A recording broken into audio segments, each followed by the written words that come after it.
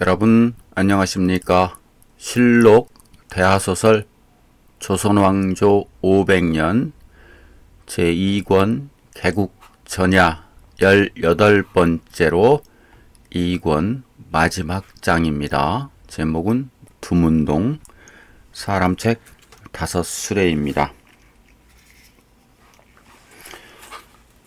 어느 놈들입니까? 이름만 대시면 모조리 때려잡겠습니다. 지금 이 판국에 몸을 숨기다니요. 몇 놈만 때려잡으면 꼼짝도 못하는 것들이 선비들 아닙니까? 형님, 이름만 대주시라요. 숙번은 아직도 방언을 형님이라고 부르고 있었다.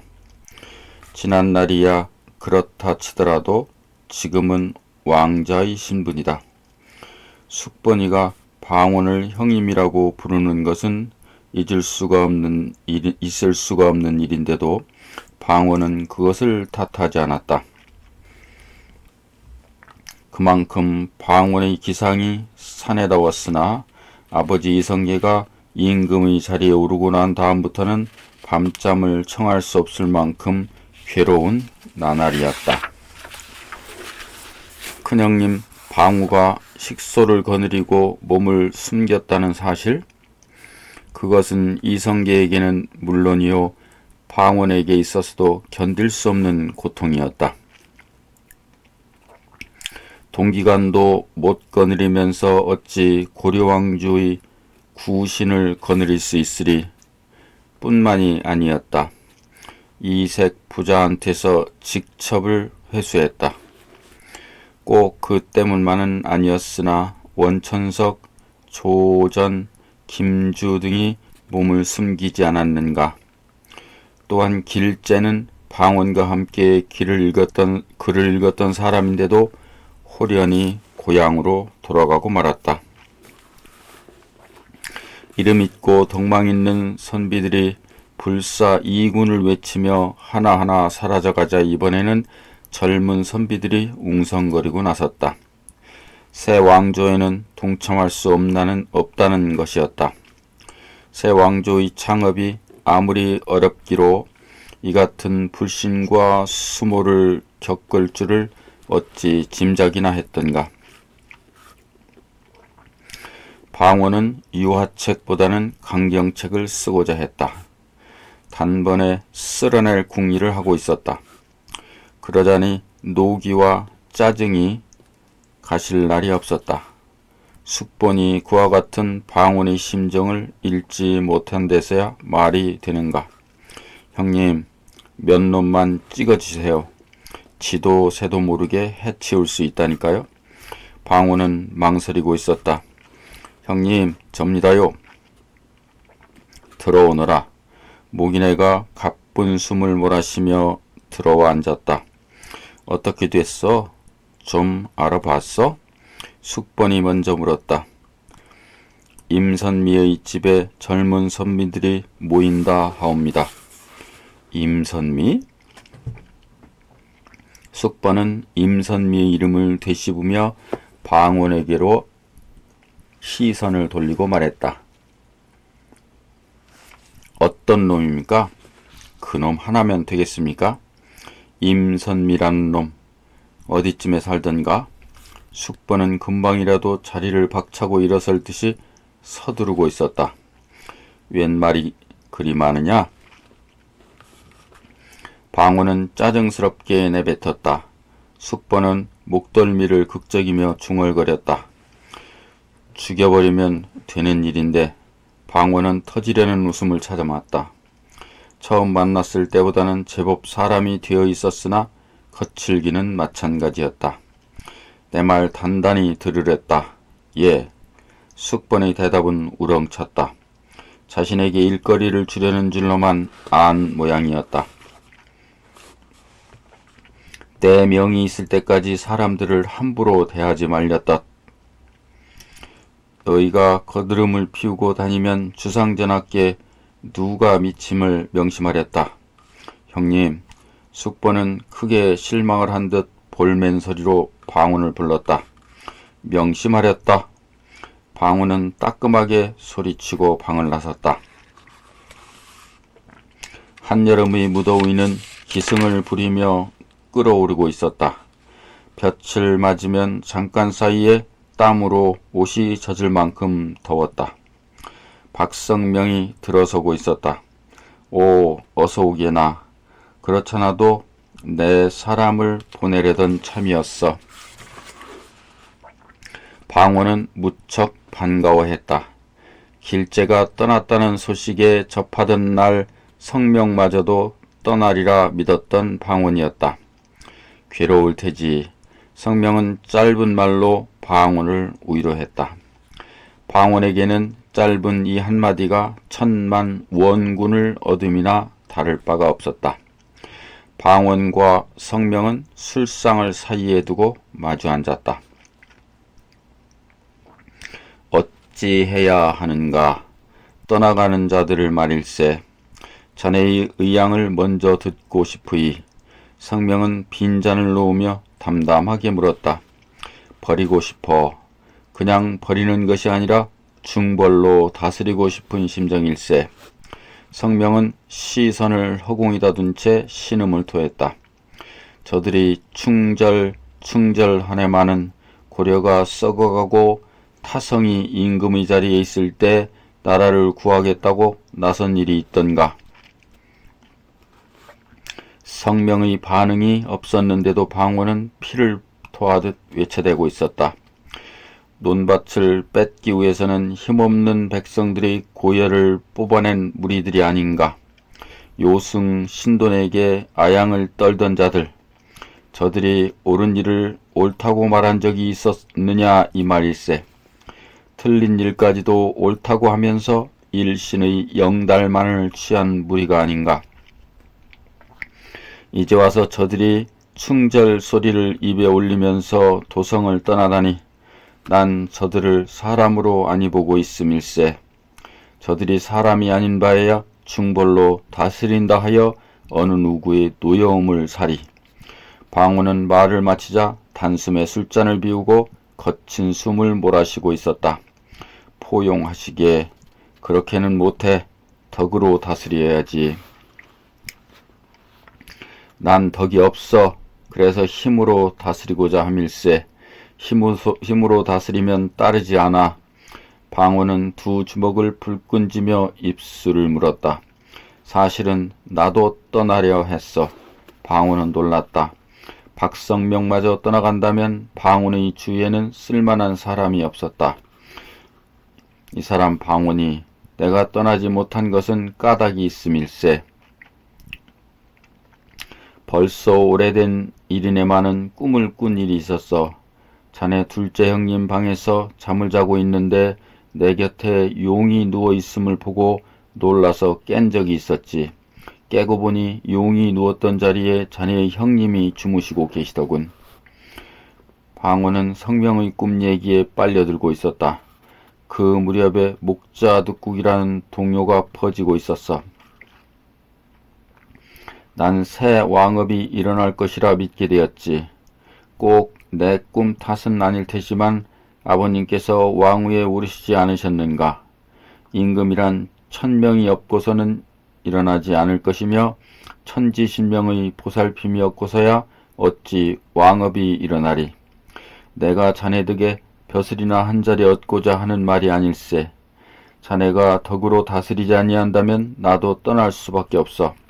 성명이. 방원은 자리를 옮겨 앉으며 성명의 손을 잡았다. 지금 덕치를 하면 사람을 잃어. 나는 알고 있으니 새 왕조의 기틀이 잡히기까지는 적어도 20년의 세월은 있어야 하질 않겠나. 그 20년을 덕치만으로 버틸 수 있다고 보는가? 하나, 내 말 마저 듣게. 고려 왕실을 그냥 두고 썩은 데만 도려내는데도 10년은 있어야 하네. 이런 판국에 무슨 덕치야. 힘일세. 힘으로 다스리면서 태평성대를 이루어야 하네. 덕치는 그 다음으로 이루어도 늦질 않아. 성명은 보일 듯 말 듯 고개를 끄덕인다. 새로이 창업된 왕조는 어차피 악명을 듣기 마련일세.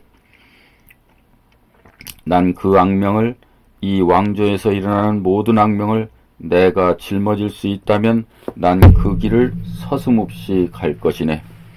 방원의 강철 같은 결의와 의지가 샘물처럼 끓어오르고 있었다. 그 열기는 점차 성명의 가슴까지 뜨거움을 느끼게 했다.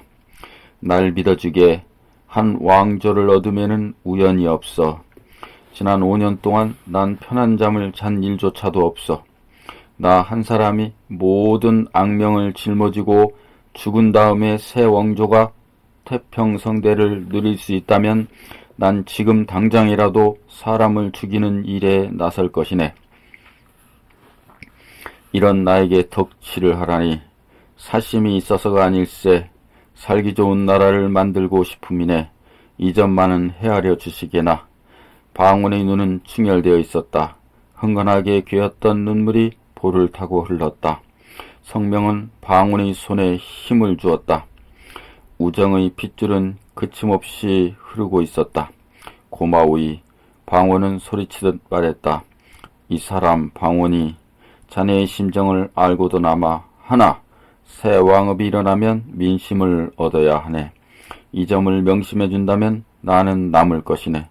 도와주시게. 방원은 성명이 고마웠다. 어려움에 처했을 때 그 어려움을 함께할 수 있는 친구가 있다는 것, 그것만으로도 방원은 뿌듯한 심정에 사로잡혔다. 술잔이 돌면서 화제는 신변 잡사로 옮겨가는 듯 하다가 창업 비화로 다시 돌아왔다. 그리고 현실적인 어려움에 와서 멈추고 있었다. 자네 임선미라는 사람을 아는가? 임선미 조금은 알지. 어떤 사람이야? 순창군 중윤의 자제가 아닌가? 학문은 성성린 방상충 등과 가까이 지냈더니 만만치가 않을 것이네. 방원은 미간을 찌푸리며 잔을 비운다. 왜? 그쪽에도 무슨 일이 있던가? 태학생들이 모여든다는군. 무슨 연유로? 새 왕조에는 동참할 수 없다는 것일 테지. 그럴 수 있는 일이었다. 성명은 착잡했다. 그들의 기계는 가상한 것이었으나 그렇다고 방원에게 묵인하라고 하기는 어려웠다. 임선미의 집 사랑방은 젊은 학사들로 들끓었다. 가장 강경한 논설을 펴는 사람은 태학사 조의생이었다. 의생은 정몽주와 길재에게 글을 배웠으니 그들의 절개까지 몸에 배어있는 처지였다. 저와 뜻을 같이 하는 사람만이라도 70여 명을 헤아립니다. 다시 없는 절개요 충절이 아니오이까. 그렇다마다 저희가 깊은 산속이라도 숨어버린다면 저희를 따르는 사람들이 줄을 이을 것이옵니다. 임선미는 머리를 끄덕였다. 조의생과 뜻을 같이 한다는 70여 명의 태학사들은 자신들의 마음먹기에 따라 새 왕조에서도 부귀영화를 누릴 수 있는 젊은 인재들이었다. 그런 젊은이들이 70여 명을 헤아린다는 것은 우매한 백성들 7만의 힘은 좋게 될 것이 아니겠는가. 은신할 거처는 마련이 되었는가. 임선미가 의생에게 물었다. 광덕산 기슬이 어떨까 합니다만 광덕산은 지금의 개풍군 광덕면에 위치해 있는 곳이다. 70여 명이 함께 거처할 수 있겠는가? 편히 살자고 가는 것은 아니질 않사옵니까? 이를 말인가? 뜻을 같이 하는 학사들을 모으시게. 예, 조의생은 밖으로 나왔다. 새 왕조를 위해서는 책을 읽을 필요도 없다. 벼슬과 영화를 탐하지 않는다면 농사를 지을 수도 있고 장사를 해도 그만이다. 지조를 목숨보다 소중히 하자. 이 같은 뜻은 삽시간에 퍼져나갔고 젊은 학사들과 나이든 선비들은 기꺼이 여기에 응하고 나섰다. 맹호성, 신규, 신혼, 신우, 고천상, 서중보, 이경 등이 중심 인물들과 임선미와 조의생 등의 발기인까지 모두 72명이 한마음으로 뭉쳤다. 원천석, 길재등과 같이 한 사람 한 사람씩 떠나간 것이 비한다면 72명의 학사 선비들이 한꺼번에 떠난 것은 새 왕조의 중신들에게는 충격 이상의 것이 분명했고, 더욱이 이들이 같은 곳에서 생활을 함께 한다는 것은 많은 사람들에게 영향을 미칠 수가 있음이 분명했다. 이들은 관복과 비단옷을 벗어던졌다.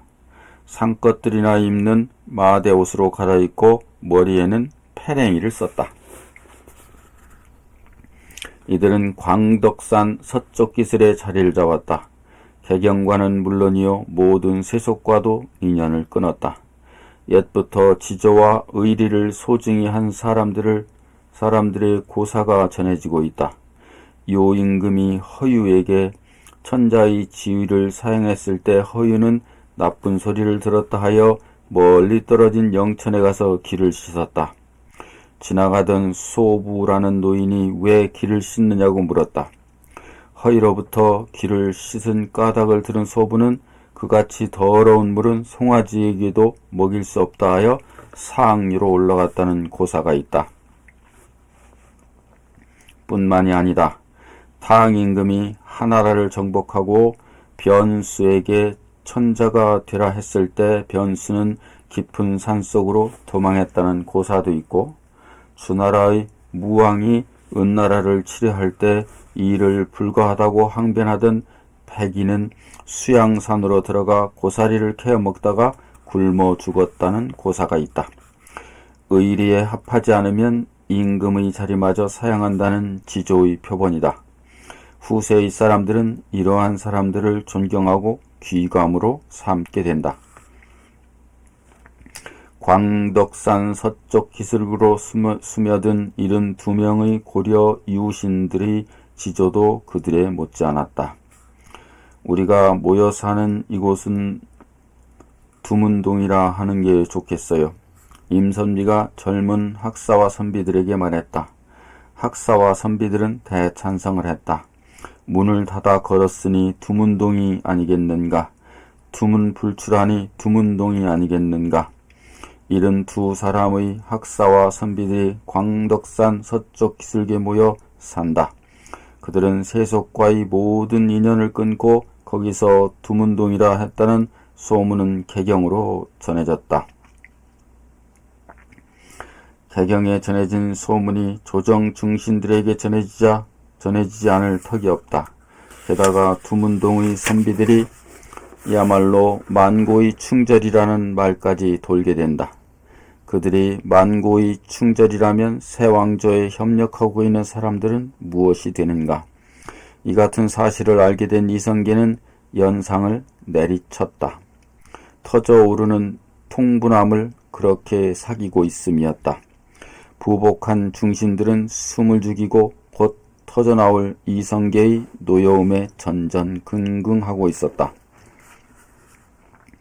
정령 내게 덕이 없음인저.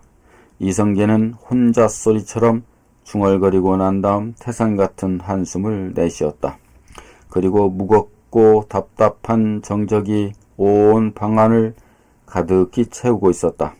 전하, 힘에 넘치는 듯한 소리가 정적을 깨고 울렸다. 방언이었다. 전하, 버릴 것은 버려야 할 것으로 아옵니다. 이성계는 외면했던 고개를 돌려 방언을 쏘아본다. 무서운 눈이었다. 방언은 그것을 알면서도 말을 이어갔다.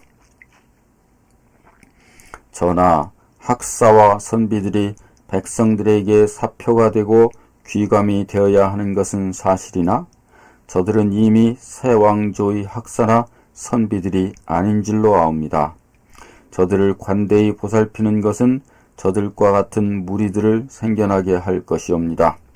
저들을 일벌백계로 다스리시어 새 왕조의 의지를 결연하게 보이는 것이 옳을 것이옵니다. 전하, 인제는 길러서 쓰는 것이옵니다. 새 법을 정하시어 과거를 보게 한다면 고려의 구신이 아닌 젊고 참신한 인재들이 모여들 것이옵니다. 전하, 저들을 중벌로서 다스려 주시옵소서. 들으라. 이성계의 음성은 바위돌만큼이나 무겁고 둔탁했다.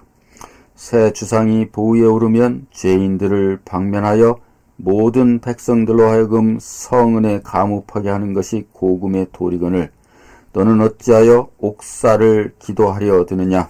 전하, 새 주상이 보위에 올라 죄인을 방면할 때도 부모를 죽인 중범들에게는 성은을 내리지 않는 법이옵니다.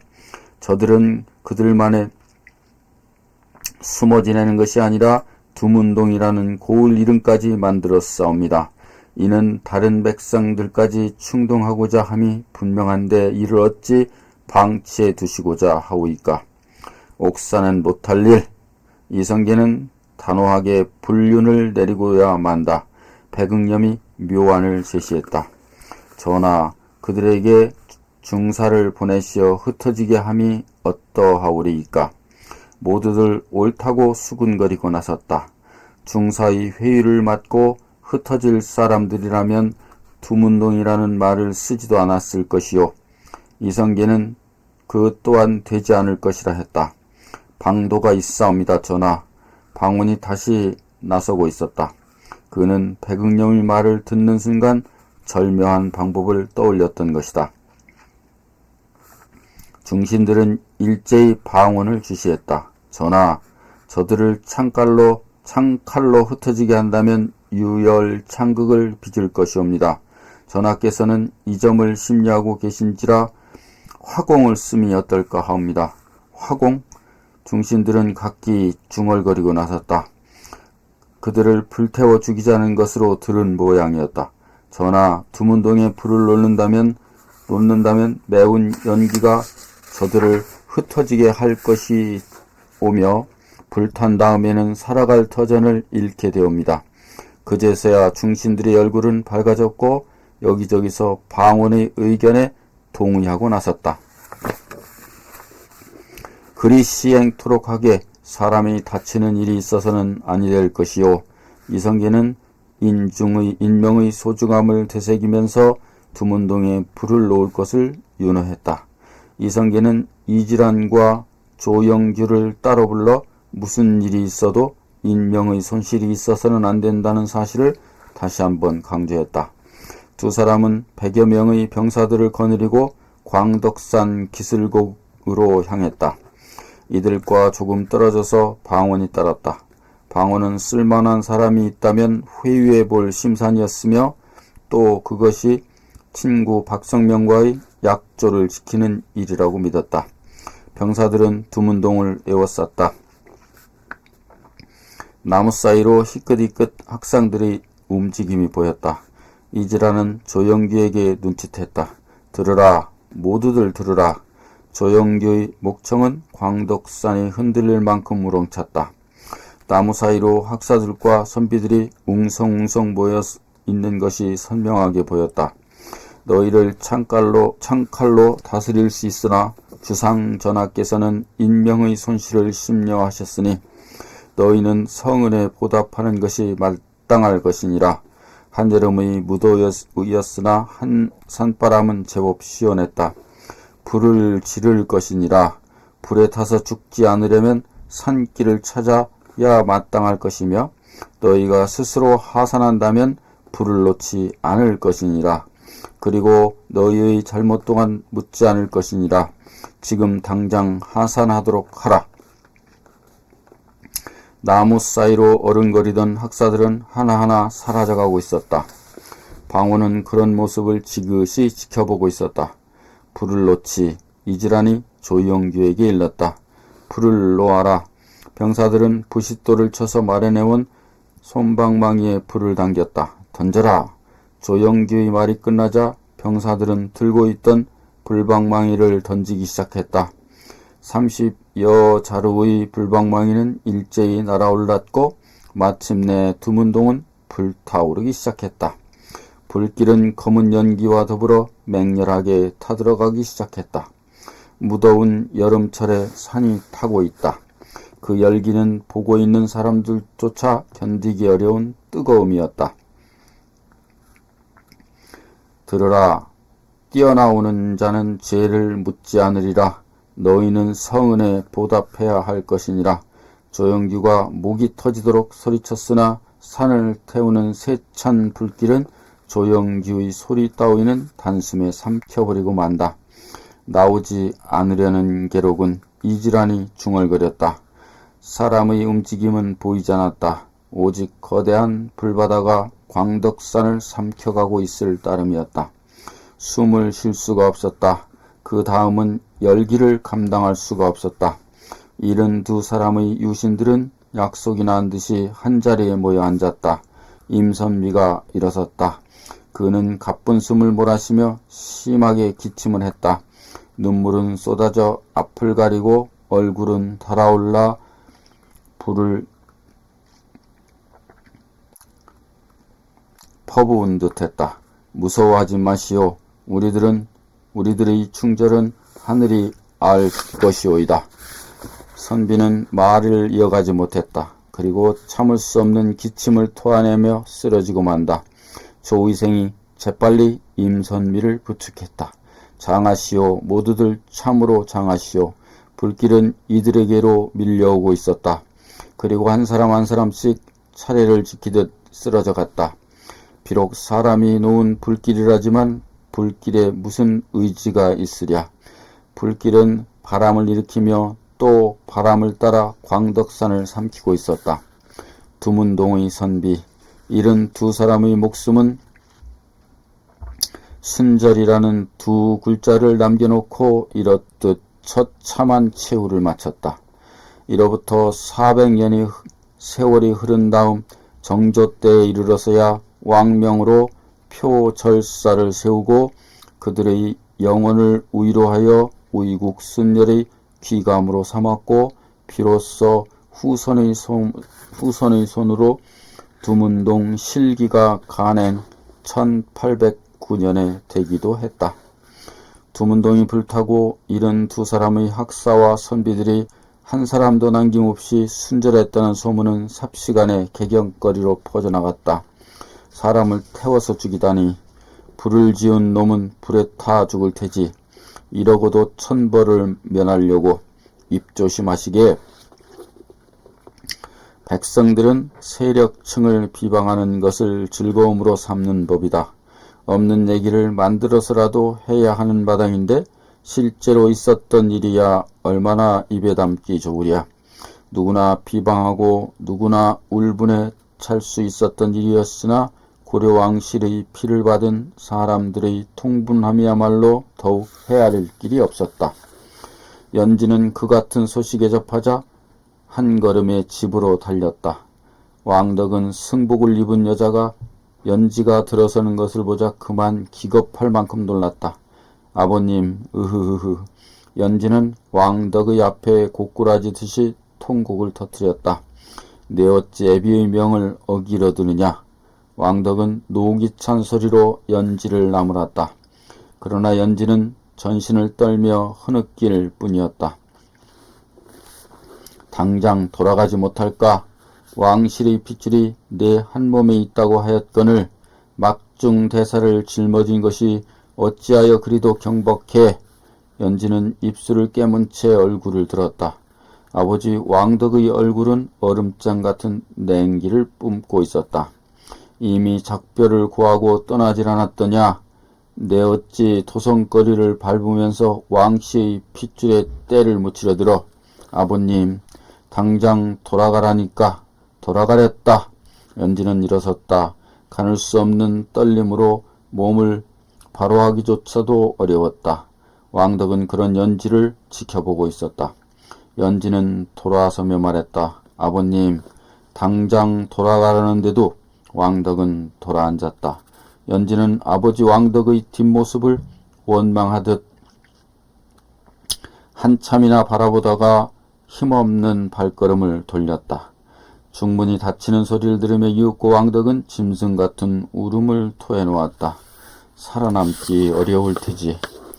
왕덕의 머리에 이런 생각이 떠올랐을 때는 사위가 어둠에 쌓여 있었다. 연지는 발길이 떨어지지 않았다. 그녀는 귀산사의 계곡에서 넋을 잃은 듯이 앉아 있었다. 저만치서 등촉이 다가오고 있었다. 삼위승이었다. 아가씨, 큰 스님께서 찾아 계시옵니다. 연지는 일어서서 삼위승을 따랐다. 큰 스님께서 댁에 다녀오셨사옵니다. 연지는 걸음이 멎었다. 아가씨를 찾으러 가셨나 봅니다. 삼위승은 걱정스럽게 석보이를 전해주고 있었다. 연지는 하늘을 우러른 채 움직이지 않았다. 별이 떨어지고 있었다. 길게 이어지던 유성이 사라지고 연지는 자신의 앞날을 생각해 보았다. 머리를 깎아야 하나, 오직 그것만이 자신의 갈 길인 것만 같았다. 연지는 법당으로 들어 합장을 했다. 독경을 하고 있던 석보는 부처를 향해 그대로 움직이지 않았다. 스님, 소녀는 득도를 하고자 합니다. 부디 인도해 주시옵소서. 그제야 석보는 연지 쪽으로 몸을 돌려 앉았다. 아니 됩니다. 아버지께서는 득도를 시키고자 아가씨를 제게 주신 것이 아니옵니다. 소녀는 할 일이 없사옵니다. 두문동 72현의 가르침은 무엇이옵니까? 소녀는 그분들이 뜻을 받들어 마땅히 자진을 해야 옳을 것이오나 아버님께서 살아계시옵니다. 이제 아버님마저도 소녀와는 연을 끊으셨사옵니다. 아가씨, 이것은 연을 끊으심이 아니옵니다. 아가씨의 책무를 일깨워 주심이라 믿어지옵니다. 하오시면 소녀의 갈 길을 인도해 주셔야지요. 아가씨, 사람이 먼저는 악업을 짓더라도 뒤에 와서 선으로 그것을 멸하면 그는 능히 세상을 비출 것입니다. 달이 구름에서 나오는 것처럼. 석보는 법구경으로 연지를 설법했다. 이성계의 무리들도 말씀이옵니까? 물론입니다. 그것을 기다리면서 살라 하심이옵니까? 연지는 나무라는 언사로 따졌다. 나무 관세음보살. 석보는 합장을 하며 눈을 감았다. 연지는 뼈저리게 스며드는 외로움을 감당하기 어려웠다. 이젠 석보마저 이성계의 무리들을 용서하고 있음이 아닌가. 어디로 가야 하나. 아버님은 어찌 되는지. 연지의 괴로움은 한없이 커가고 있었다. 석보는 눈을 감은 채 움직이지 않았다. 열애상은 웃고 있었다. 연지에게는 부처님의 웃음이 오늘따라 비웃음으로 보였다. 땡그렁 풍경이 울렸다. 바람이 지나가고 있음이었다. 여기까지입니다.